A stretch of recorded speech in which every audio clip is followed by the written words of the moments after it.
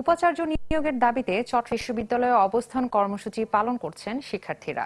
সকালে প্রধান ফটক বন্ধ করে সেখানে তারা অবস্থান নেয়। তাদের অভিযোগ, প্রায় 1 মাস ধরে উপাচার্য ও উপাচার্য সহ প্রশাসনের শীর্ষ কোনো কর্মকর্তা নেই বিশ্ববিদ্যালয়ে।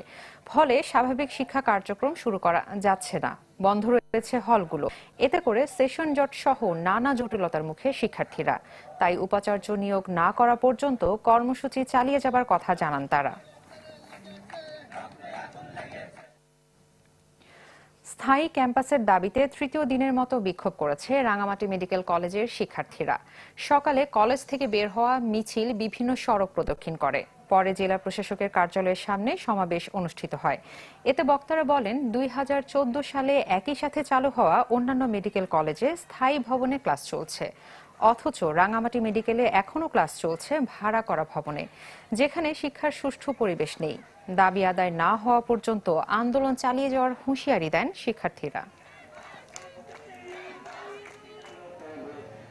আমাদের একটা বডি ডিসেকশন গত 10 বছর ধরে করা হচ্ছে। এই একটা বডি ফরমালিন দিয়ে রেখে রেখে ডিসেকশন করে স্টুডেন্টরা কি শিখে, এটা আমি আপনাদের কাছে প্রশ্ন রাখলাম। সবার যে নির্দিষ্ট ক্লাসরুম আছে এটা নিশ্চিত করা হয় না, যে আমরা এক এক সময় এক এক রুমে গিয়ে ক্লাস করি। রাঙামাটি মেডিকেল কলেজের ক্যাম্পাসের পাশাপাশি যেহেতু ক্যাম্পাসে এখনো নেই, সেখানে এখনো আবাসন সংকট রয়েই যায়, যেখানে নেই আমাদের পর্যাপ্ত হোস্টেলের ব্যবস্থা।